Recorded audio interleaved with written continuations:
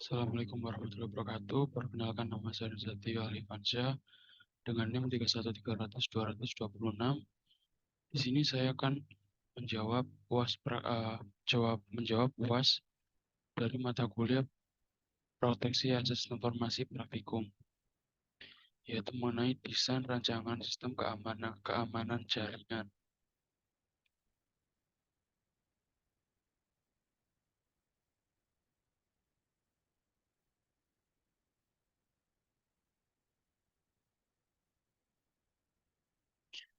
Untuk studi kasusnya sendiri yaitu studi kasusnya saya mengambil dari SMA Negeri Karangpandan.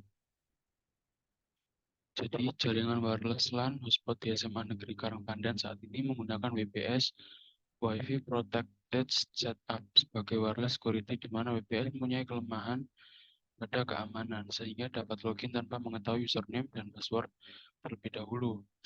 Lubang keamanan yang dimiliki WPS cukup banyak sehingga mudah login tanpa username dan password oleh pihak ketiga yang tidak berhak. Maka penggunaannya tidak disarankan serta tidak adanya sistem informasi bandwidth dan user management dan monitoring membuat administrator tidak dapat memantau serta mengontrol user maupun bandwidth di dalam jaringan wireless LAN hotspot di SMA Negeri Karangpandan.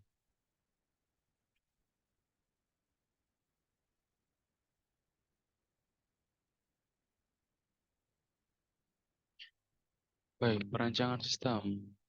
Pada gambar di samping menjelaskan bahwa SMA Negeri Karangpandan memiliki 3 jaringan berbeda yang merupakan jaringan kantor sekolah, lab komputer, jaringan wireless ruang guru, dan taman.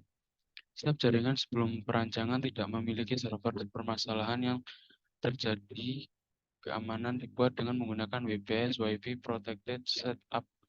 Setelah dilakukan pengujian keamanan, dihasilkan WPS dapat dibypass dengan melakukan perancangan. Pada penelitian ini diharapkan tiap jaringan yang terhubung pada wireless dapat terpantau secara langsung. Perancangan dan implementasi sistem keamanan jaringan dengan metode AAA diharapkan dapat memberi solusi terhadap permasalahan tersebut. Setelah tahapan desain akan dilakukan tahapan simulasi prototyping. Pada tahap ini dilakukan pembuatan prototipe sistem yang akan dibangun sebagai simulasi dari implementasi sistem produksi dengan cara persiapan environment jaringan, karena kebutuhan akan jaringan wireless LAN yang akan dibangun mencakup perangkat keras jaringan yaitu prosesor dual core, RAM 1 GB DDR, hard disk 350 GB, access point, dan Wi-Fi SPD. Setelah tahapan stimulasi prototyping, akan dilakukan tahapan penerapan implementasi, di mana hasil dari tahapan sebelumnya diimplementasikan.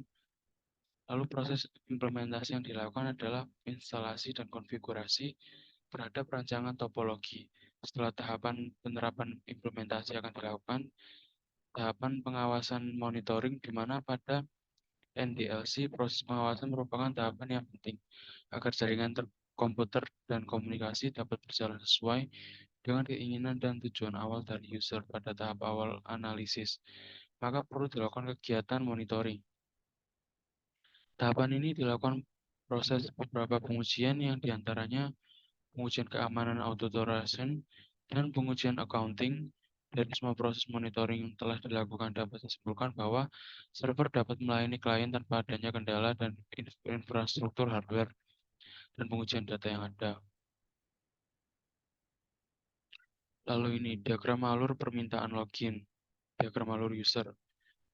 Gambar di samping menjelaskan proses user yang sudah masuk ke dalam jaringan hotspot melalui jaringan wireless. Setelah user berhasil melakukan koneksi, maka pada tahapan selanjutnya user akan dicek username dan password. Setelah username dan password besar, Geospot akan mengecek username dan password ke database. FreeRadius akan mencocokkan username dan password yang dimasukkan di database.